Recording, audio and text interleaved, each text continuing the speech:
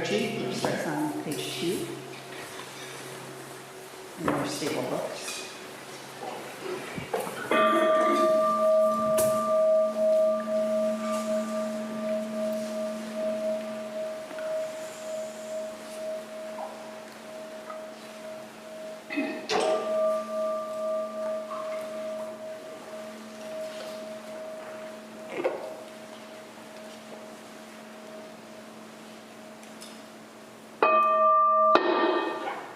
Gata of atonement, all evil karma ever committed by me since of old, on account of my beginningless greed, anger, and ignorance, born of my body, mouth, and thought. Now I atone for it all evil karma ever committed by me since of old, on account of my beginningless greed, anger, and ignorance, born of my body, mouth, and thought. Now I atone for it all evil karma ever committed by me since of old, on account of my beginningless greed, anger, and ignorance, born of my body, mouth, and thought. Now I atone for it all.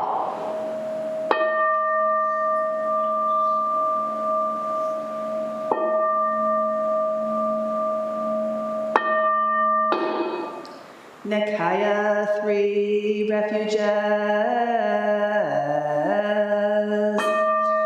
Buddham Saranam Gacchami.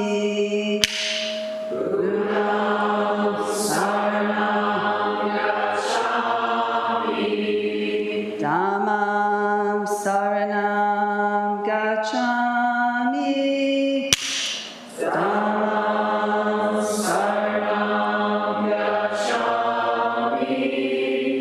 Sangham Saranam Gacchami. Sangham Saranam Gacchami. I take refuge in Buddha. I take refuge in Buddha. I take refuge in Dharma. I take refuge in Dharma. I take refuge in Sangha. I take refuge in Sangha.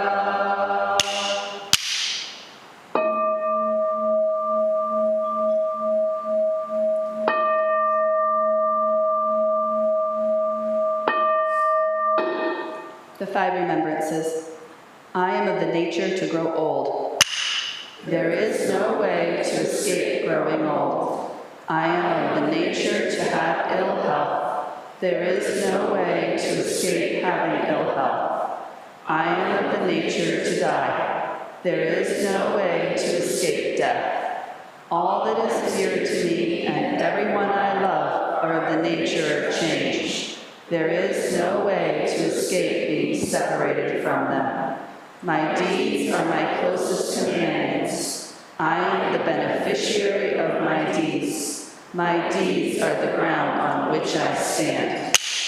I am of the nature to grow old. There is no way to escape growing old. I am of the nature to have ill health. There is no way to escape having ill health. I am of the nature to die. There is no way to escape death. All that is dear to me and everyone I love are of the nature of change. There is no way to escape being separated from them. My deeds are my closest companions. I am the beneficiary of my deeds. My deeds are the ground on which I stand. I am of the nature to grow old. There is no way to escape growing old. I am of the nature to have ill health. There is no way to escape having ill health. I am of the nature to die. There is no way to escape death. All that is dear to me and everyone I love are of the nature of change. There is no way to escape being separated from them. My deeds are my closest companions. I am the beneficiary of my deeds. My deeds are the ground on which I stand. This precious human life, rarely encountered, is easily lost. Now that I have life and opportunity, may I practice the Dharma wholeheartedly.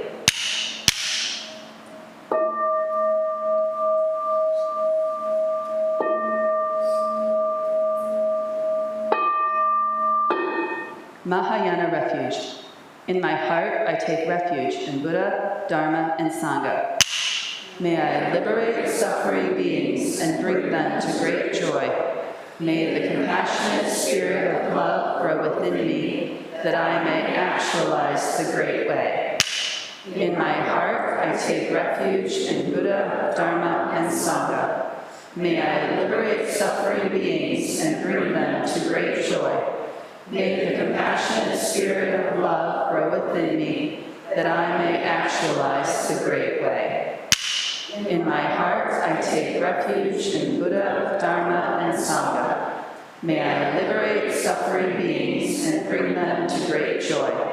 May the compassionate spirit of love grow within me, that I may actualize the great way. Invocation of the lineage. I give thanks for the guidance of my teachers. For the lineage of teachers before them, I give thanks and offerings for their devoted practice of generosity, moral discipline, patience, joyful effort, concentration, wisdom, skillful means, unshakable vow, spiritual powers, and awakened awareness for my benefit. May their years of life be lengthened. May their vows be completely realized. And may I cultivate these perfections with their guidance. 7 practices of the Bodhisattva. I bow down in body, speech, and mind. I offer the best I have to give, both real and imagined, to fill the space between us. I regret and purify all transgressions. I rejoice in all virtues. I request you to remain until total enlightenment. I request wise and compassionate guidance. I dedicate my merit for the sake of all beings. Generating love and compassion. May all sentient beings be free from clinging and hatred. Being close to some and distant from others, how wonderful it would be. May this be accomplished. I will free them from clinging and hatred. Bless me to accomplish this. May all sentient beings enjoy happiness and the causes of happiness. How wonderful it would be. May this be accomplished. I will bring them happiness and the causes of happiness. Bless me to accomplish this. May all sentient beings be free from suffering and the causes of suffering. How wonderful it would be. May this be accomplished. I will free them from suffering and the causes of suffering. Bless me to accomplish this. May all sentient beings have the joy that has never known suffering. May they be free from clinging, hatred, jealousy, miserliness, doubt, pride, wrong view, ignorance, and dualistic thoughts. How wonderful it would be. May this be accomplished. I will bring them to this state. Bless me to accomplish this. Please stand for the Enmei Jiku Kanangyo on page 6.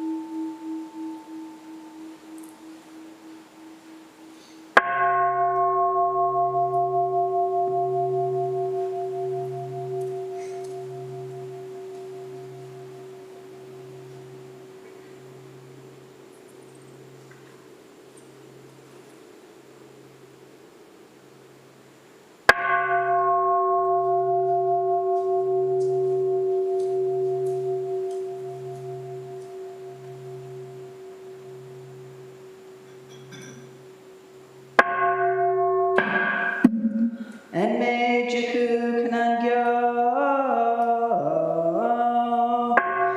Kanzeya Namu Butsuyo Butsu Enyo Butsu En Boho So En Shoraku Gajo Chonen Kanzeya Bonen Kanzeya Nen Nen Ju Shinki Nen Nen Furi Shin Kanzeya Namu Butsuyo Butsu Inyo Butsu En Boho So En Joraku Gajo Chonen Kanzeya Bonen Kanzeya Nen Nen Ju Shinki Nen Nen Furi Shin Kanzeya Namu Butsuyo Butsu Enyo Butsu En Boho So En Joraku Gajo Chonen Kanzeya Bonen Kanzeya Nen Nen Ju Shinki Nen Nen Furi Shin Absorbing world sounds awakens a Buddha. Right here this Buddha, the source of compassion. This Buddha receives only compassion. Buddha, Dharma, Sangha, just compassion. Thus the pure heart always rejoices in the light. Recall this in the dark. Recall this moment after moment. The true heart arises time after time. There is nothing but this.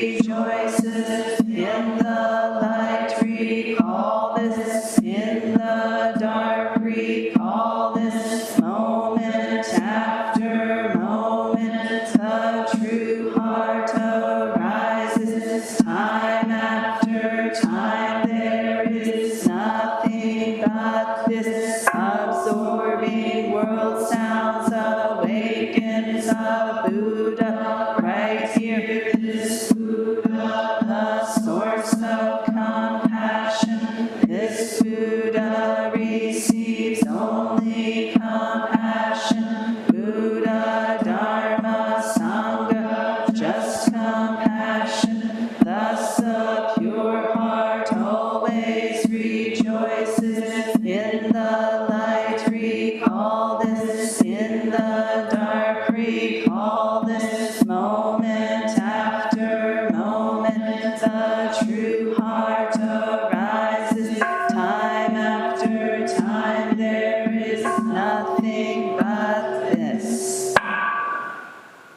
Infinite realms of light and dark convey the Buddha mind.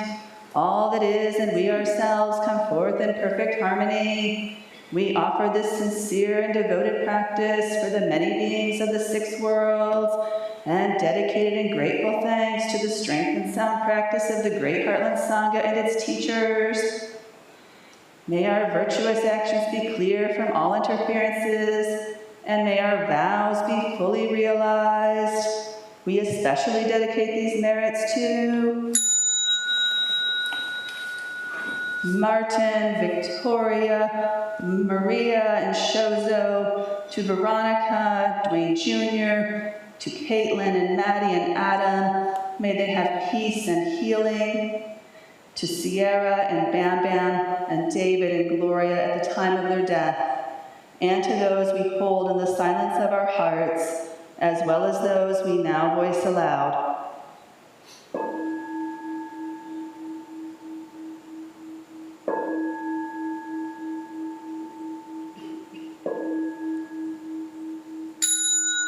May we live in perfect peace with Buddha Dharma, and may we realize the Buddha way together.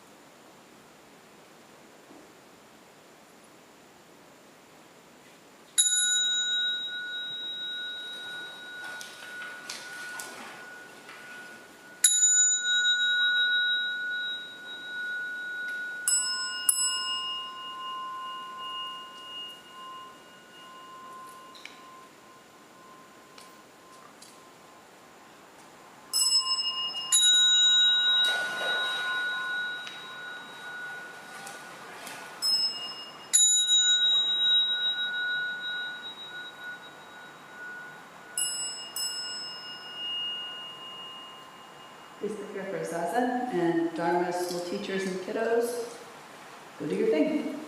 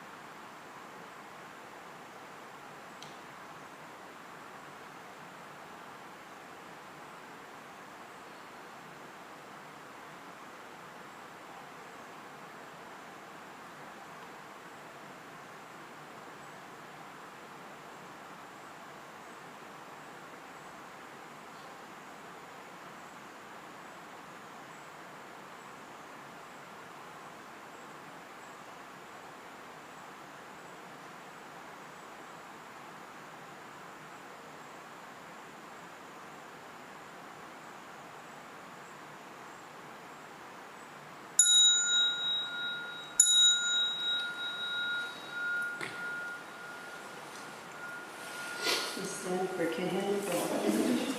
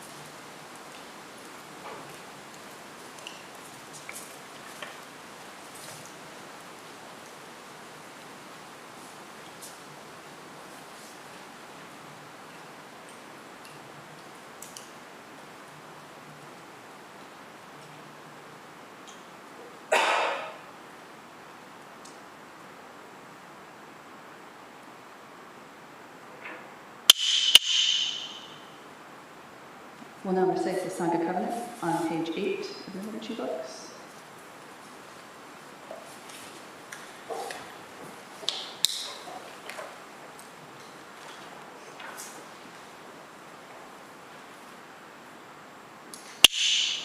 We, the Daishin Kokuji Sangha, with respect for the worth and dignity of each person, with wonder at the wisdom and compassion we seek to cultivate by practice, and with a deep gratitude for the teachers of this lineage and our connection to one another, covenant to support each other by upholding the precepts of doing no harm, practicing good, and actualizing good for others.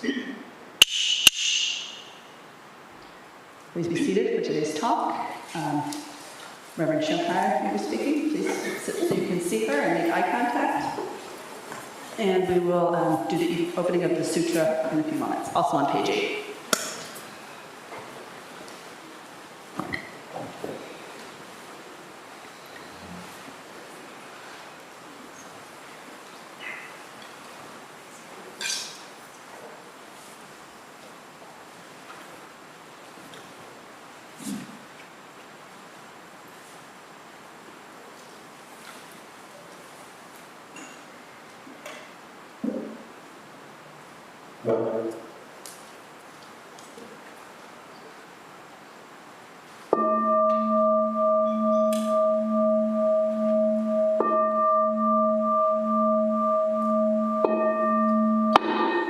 Gata on opening the sutra.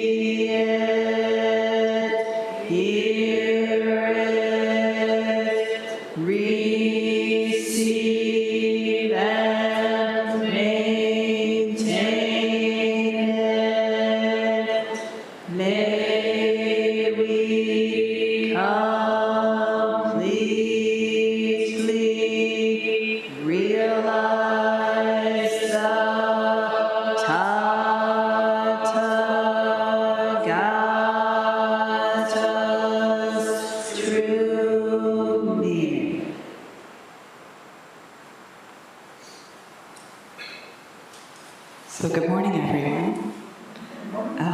It's a lot quieter today than it was last Sunday. Last Sunday, when 22 of our Sangha members took the precepts, vowed to uphold the moral and ethical teachings of Buddhism, and I notice a lot of you here today. Congratulations.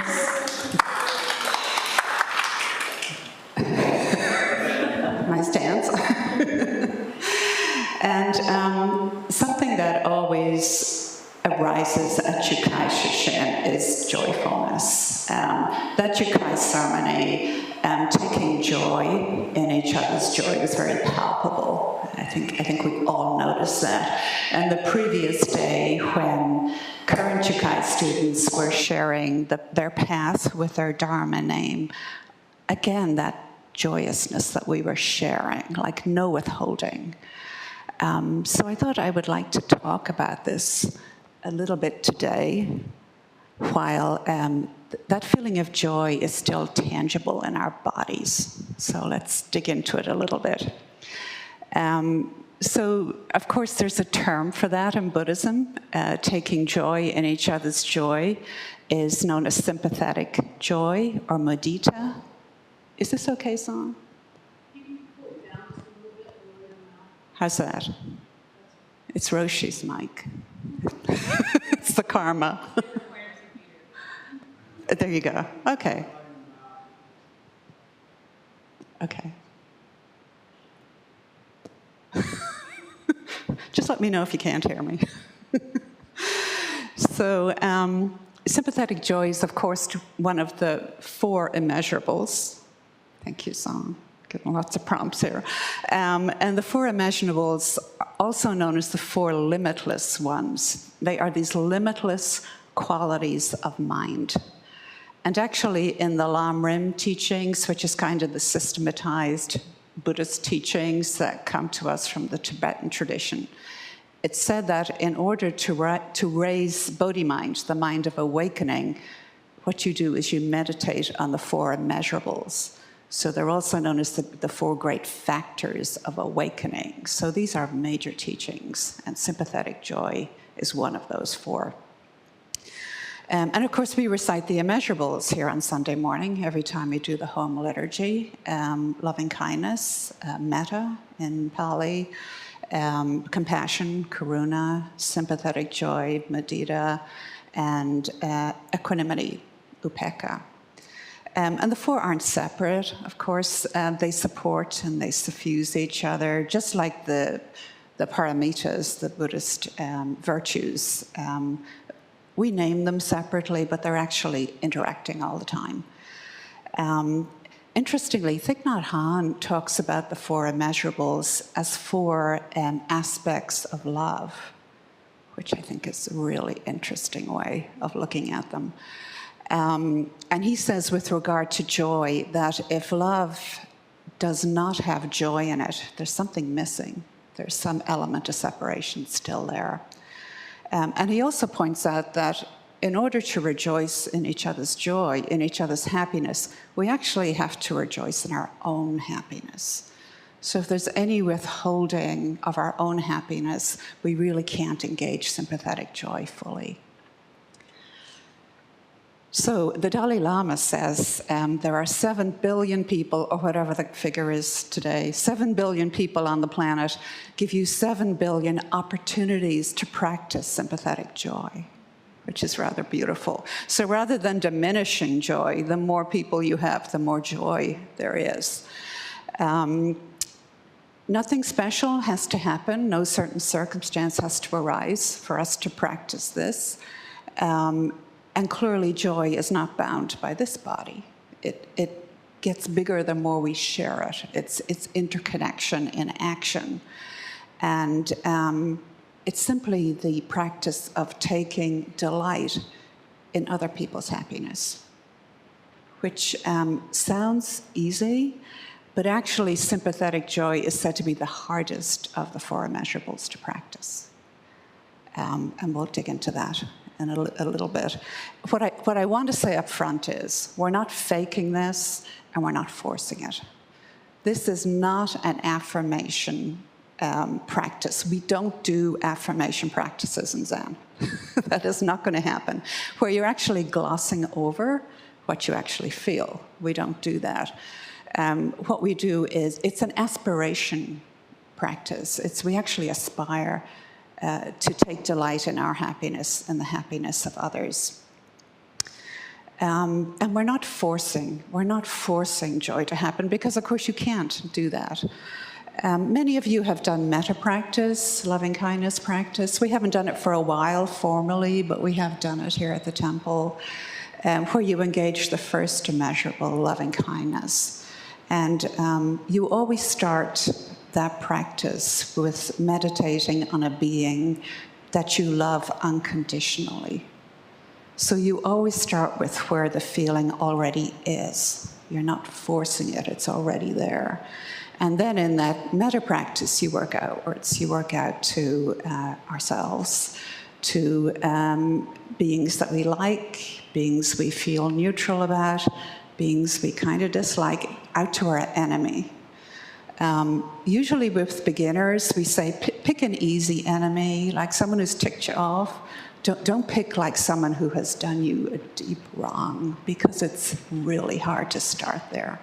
And when you have problems with metta, we always say, come back to that first being that you love unconditionally and dip into that love and see if you can expand it outwards. And it takes time. This practice can take a lifetime to do. And you just work from where you are. You don't force anything to happen. And what we also do, very intentionally, is we notice where we're stuck on these qualities. We don't gloss that over. So each immeasurable has a near enemy and a far enemy. Far enemy of love is cruelty. So when you're working with trying to give love to your enemy, does cruelty arise in your own heart? And we notice that, and we make the space big enough that we can work in it. And if it's too much, we just come back to that person that we love unconditionally. And we keep working on that. And then the near enemy of love is pity. You pity me, I pity you. There's separation there. Whereas with true love, there is no separation.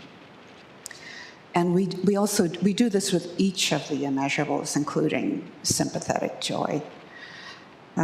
So the root of the Pali word mudita means to be pleased, to have a sense of gladness.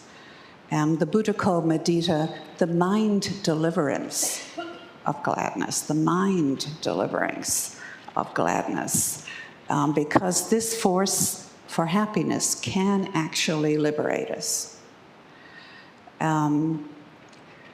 Sympathetic joy is difficult because it challenges deep samsaric assumptions that we have with regard to separation, aloneness, with regard to loss, and with regard to happiness.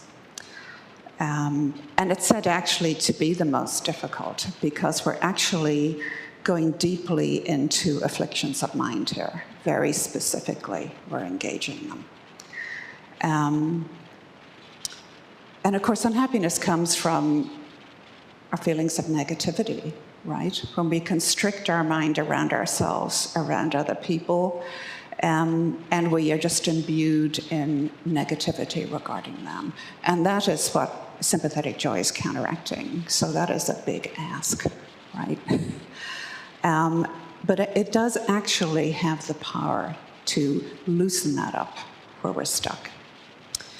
So I thought I would throw out something we could work against. I personally have plenty of negativity. I don't need anything, but maybe you need something. So let me throw out these excerpts from a poem by Clive James.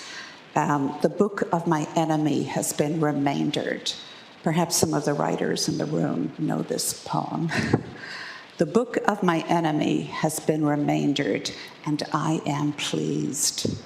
In vast quantities, it has been remaindered, like a van load of counterfeit that has been seized. The book of my enemy has been remaindered, and I rejoice. It is gone with bowed head, like a defeated legion beneath the yoke.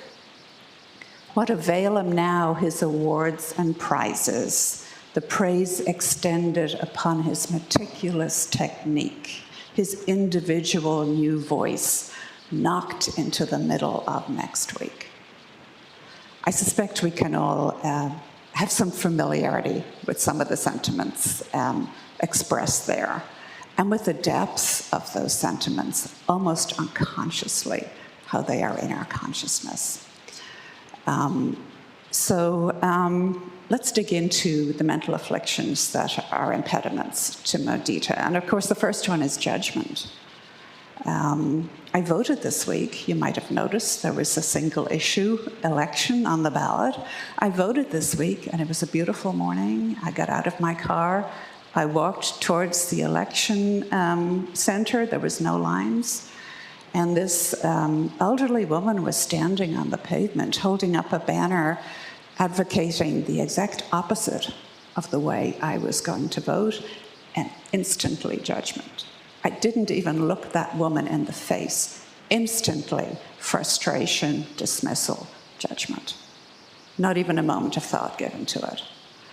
And this happens all the time. At least it happens to me all the time. often in less charged situations where perhaps we have a little bit more space to see what's happening. But it's deep in our evolutionary brain where perhaps thousands and thousands of years ago, having to know if a person was a friend or foe in an instant could mean life or death. So clearly, there's a reason why we have this reaction. But the question is then, can I uphold the happiness of others over my own righteousness? Can I actually do that? Can I have enough flexibility of mind to let go of my attachment to view?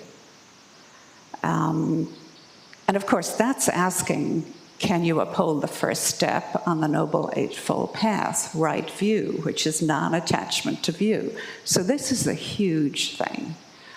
And sympathetic joy, this joy and the happiness of others, can cut through that inflexibility of mind, where we want things to line up in the world exactly how we think they should be, how we think they should be for others, right?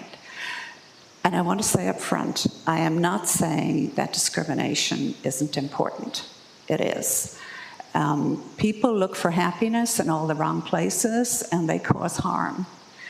And Buddhism does not teach that we are doormats. It does not teach that we don't fight for the equality and justice in society. It does not teach that. So when someone is happy in an action they've just taken, we don't just automatically rejoice in that. Like, look at all the power I've suddenly accrued. I'm so happy. Apply some common sense as to actually what you take joy in. But if people are genuinely happy in their choices and they're not doing any harm, and it just happens to be not the way I would do things, do we have enough flexibility of mind to be happy for them being happy? And that's what we're doing with joyful effort. So judgment, comparing. Comparing is a huge mental affliction in Buddhism. It has its own word, conceit. And anytime you compare yourself to others, it is never good. Rarely in Buddhism can we say, this is good and that is bad. But basically, if you are in the comparing mind, you are causing suffering. Who am I in reference to that? Am I good enough? Am I better than? Am I worse than? Am I equal than? It doesn't matter what the answer is. You're in the mind of comparing. And the problem is that it's a constant churn. You're constantly churning your mind by identifying yourself in reference to other people. And this constant churning of mind will never stop because there's always things to compare yourselves to. Comparison is gnawing and it's painful and it's relentless. So it's definitely something we want to work on. And of course, at the base of it is competition. And as the Buddha said, in a battle, everyone loses. Everyone loses. So mudita helps us to recognize that I deserve to be happy, you deserve to be happy, and instead of feeling threatened by the happiness of others, I actually see it as an extension of my own happiness, and vice versa. So we have judgment, comparing, prejudice, the willingness to feel goodwill only towards those that I like. In the daily home liturgy, we say, being close to some and distant from others. And there's a reason why that is up front in the four immeasurables. The writer, what avail him now of his awards and prizes? What if I'm in the room and that inferior writer with the big ego and all the despicable characteristics is getting the award that really I deserve? How do we handle that? Can we take joy in his joy? And in this regard, mudita works in hand with compassion. Hand in hand, compassion being My suffering is your suffering. And the great leveler in Buddhism, on the one hand, is suffering. We all want to avoid suffering. And of course, the other side of that is happiness. We all want to be happy. No matter how unskillful people are in looking for happiness, they still have the genuine desire to be happiness, as do all of us. We're all in this same boat together. Okay, judgment, comparing, prejudice. What a cheerful talk this morning. Demeaning. Diminishing the happiness of others by considering happiness a limited resource, which intellectually we understand is crazy, right? Intellectually, we know that. If Pema Chodron is like the contemporary voice of the wisdom teachings, Anne Lamott is the contemporary voice. Is that me making that noise? I'm sorry. Of the mental afflictions. And if you want to delve into mental afflictions, I definitely recommend her. And this is what she says about demeaning, about how deep it is. Jealousy has always been my cross, the weakness and woundedness in me that has most often caused me to feel ugly and unlovable, like the bad seed. I've had many years of recovery and therapy, years filled with intimate and devoted friendships, yet I still struggle. I know that when someone gets a big slice of the pie, it doesn't mean there's less for me. In fact, I know that there isn't even a pie, that there's plenty to go around. Enough food, love, and air. But I don't believe it for a second. I secretly believe there is a pie, and I will go to my grave brandishing a fork. So this is really deep in the samsaric mind. Doan teaches on this all the time, that the ego will always tell you there's lack. It will always come from the mind of impoverishment. And we counteract that with sympathetic joy, with actually taking joy in the happiness of others. And how we specifically do that here is merit, is giving away the merit. Last week, after 6 days of retreat, when we were all sweaty and bedraggled and tired, we held hands and we formed a circle. And we dedicated the merit of Shishin. And Doan always says that is the single most important thing we do at Shishin, is all of this merit we have accrued from all of these acts of goodness, we give it all away. We give it all away. Of course, the teachings teach that if you give away the merit, your own merit doubles. But, we're not keeping spreadsheets here. I think it more speaks to the fact that when you actually bestow the merit on other people, it just increases the pool exponentially. Because actually we're touching into the source of that merit, and we're not hoarding it. Okay, so judgment, comparing, prejudice, demeaning, envy. I'm going to go to Anne Lamott again.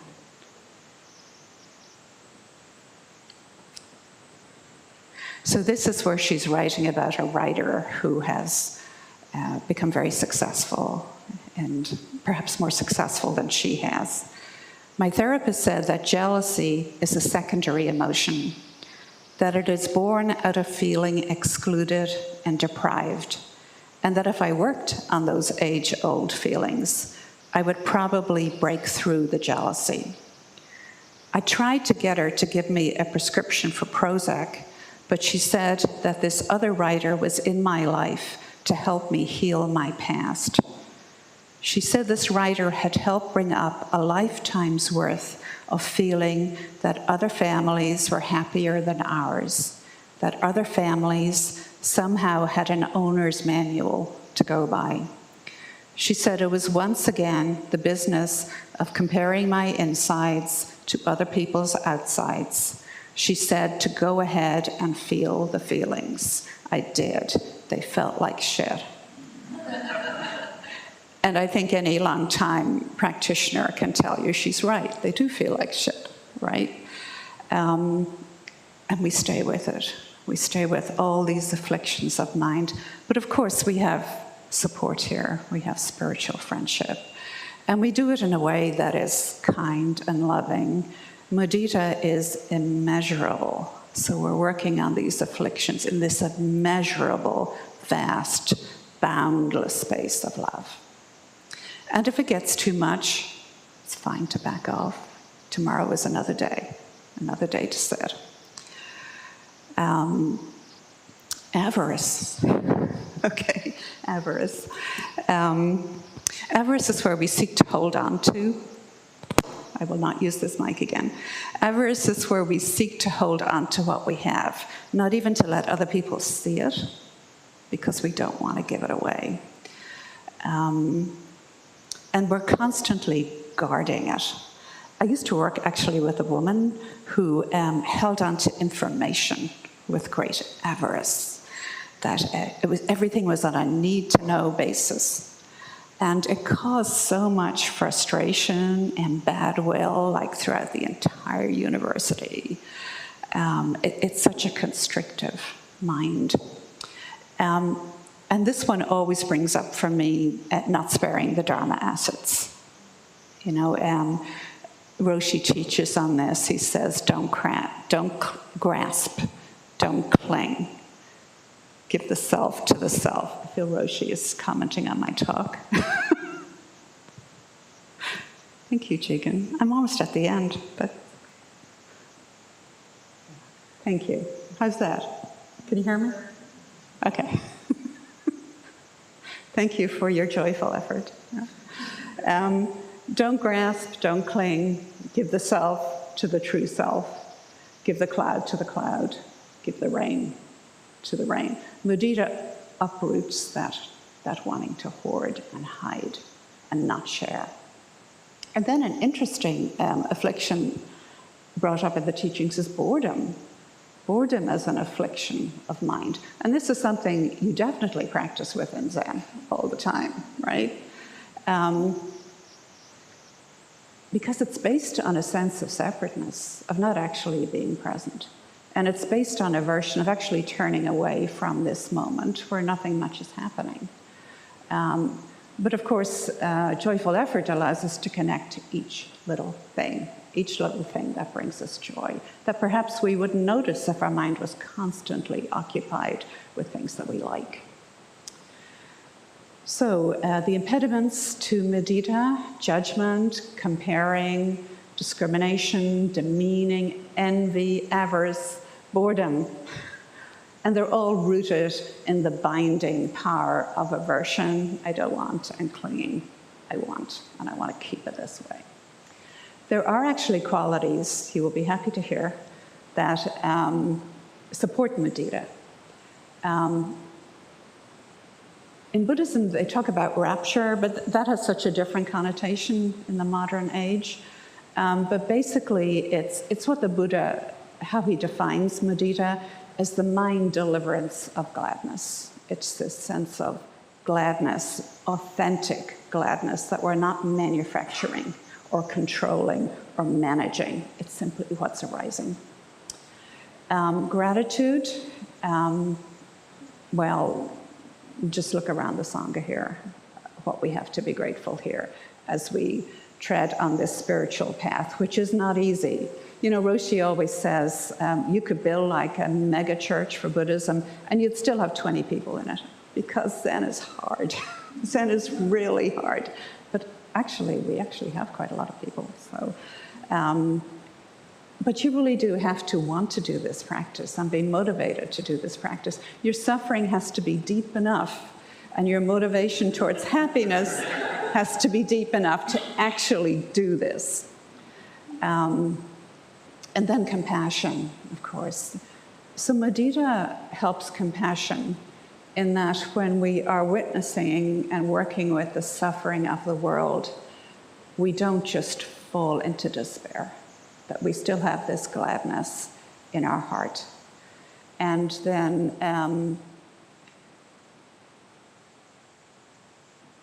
mudita helps, and then compassion helps in that mudita doesn't degenerate into sentimentality. Like, we're not practicing Hallmark moments here, or Folgers coffee commercials, if they still have those. We're not working with sentimentality. Practice is always authentic. Or ignorant optimism. It's all going to be great. We're not doing that here. So compassion and mudita really go hand in hand. And of course, mudita energizes us. Joy is energizing it, so it also helps to energize our compassion out there in the world. So joy creates a spaciousness of mind where we can hold the suffering of the world and not be ground down by it. Where we can actually deeply work with our own conditioning and our own afflictions without just, again, falling into despair. Because this is the work of a lifetime, right? We're not going to just sit on the cushion and all of this is going to be fixed. This is the work of a lifetime. And it also speaks to interconnectedness. All beings, all 7 billion or however many there are now, wanting to avoid suffering and wanting to be happy. This is common to us all.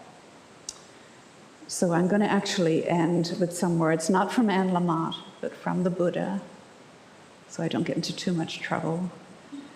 This is from the Dhammapada. Live in joy, in love, even among those who hate. Live in joy, in health, even among the afflicted. Live in joy, in peace, even among the troubled. Look within, be still, free from fear and attachment. Know the sweet joy of the way. Know the sweet joy of the way. Maybe so.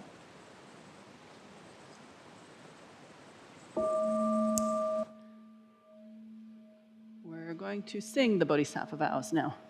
Yes? Sing.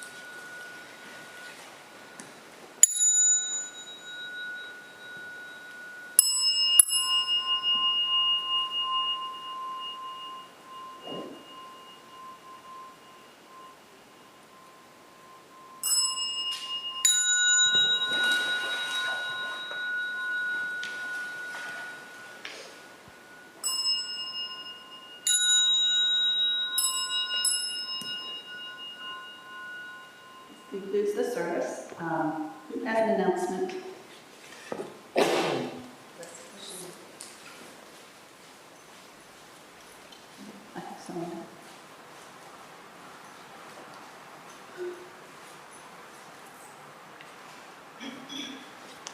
Now it's on. My name's Eka. I just wanted to put a reminder out there that Pride is next Saturday. So if you have not signed up but are still interested, there's plenty of time to come to the parade and share all the joy of our practice with the LGBT community. So if that's still of interest to you, please let me know so you can get on all the information, pathways of when and where and how and all that stuff. So we look forward to that. Please come out. Even if you're there, just come over to the booth. It'll be fine. It's all good. I think that was the main one. I've spoken. My name is Shogun. On Thursday night, we're going to have like an opening event for Pride. It's the Equality Toledo Multi-Faith event. That'll start at 7. Start setting up here. It's going to be here at the temple again. It was here last year.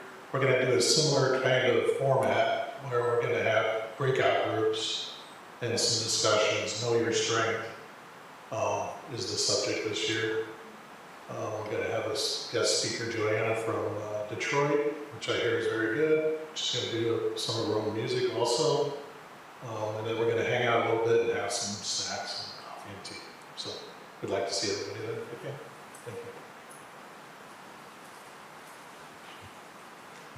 Thank you. My name is Bujo. I have 2 things. One is thank you to Soan for streaming today's service. And as you probably know, we stream all our services and we have workshops that are interactive with Zoom, and it's a heavy lift for our AV team here at the temple.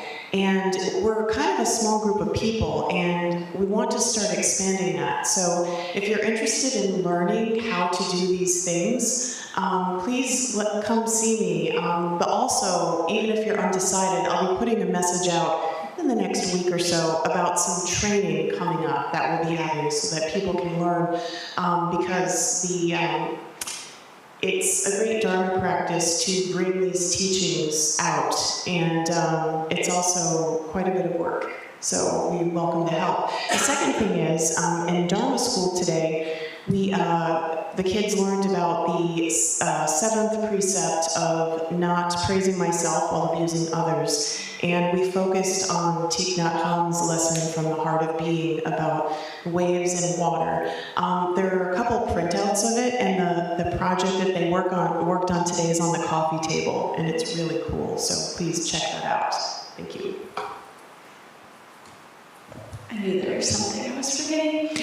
Sesshin, that's what I was forgetting. How could I forget? September Sesshin, I will be the Tanto, so I want to put a plug out there to all you new members to come on your follow-up session in September. It'll be great. But if you haven't been to a session and you want this one to be your first one, there's time. You just have to get with Weekday. So please do that so we can see all your lovely faces sitting on the cushion in September. Thank you. My name is Kinsey. I have a lot of microphones.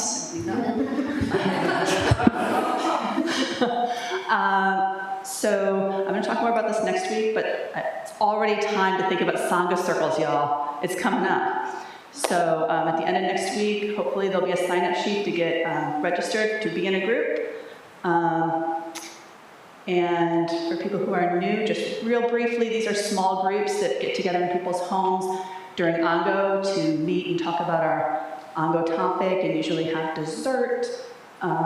It's really fun. So plan to sign up for one. Trust me on that. And look for more information coming up end of the week or next week. That's it. Thank you all for coming. It was really great to see all the new Roxus. There is a light lunch. Wait for the meal gong and the chant.